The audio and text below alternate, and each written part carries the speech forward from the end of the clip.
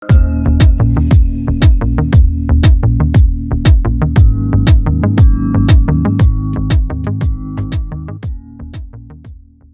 us about that first job and how exciting that was, as you start now Yeah. to get that first lead. Yeah. So, loss leaders, I mean, you had mentioned like a loss leader. I think like the first several years of my career and our business was a loss leader. It was just like take on as much as we could, to get the experience to prove that we could do what we wanted to do, and build our portfolio.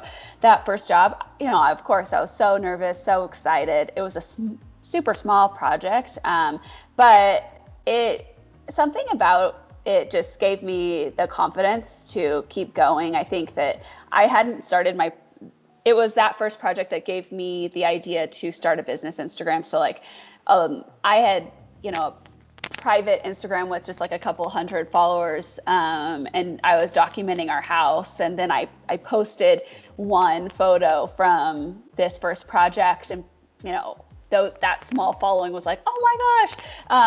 And I'm like, wow, people are a lot more excited about this than any other like silly vacation photo I post, right? So maybe I should start my own Instagram. And this was really early days when there weren't a lot of designers that had Instagram accounts like strictly for their business.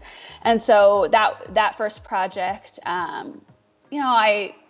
I learned a lot just from like, I have to come up with a rate. I need a business name. I need to figure out how to invoice people, just like all of those first steps, and estimating how many hours it would take, how much was it going to cost. All those things you really can't learn in school. You just kind of have to do it. And so I think that first job kind of forces you to figure out all of those first steps into running a business. Yeah. So did you have any help with that? I mean, if you're thinking about anyone starting a business, now being in it for 10 years, you understand the nuance and relations and, the billing and cash flow and so forth. Yeah. Did you have anyone in your network that you had built relationships with to help you that? Or did you just kind of trial by fire figure it out as you went along? No, I am like terrible about asking for help. And so I didn't even ask Sid for help, but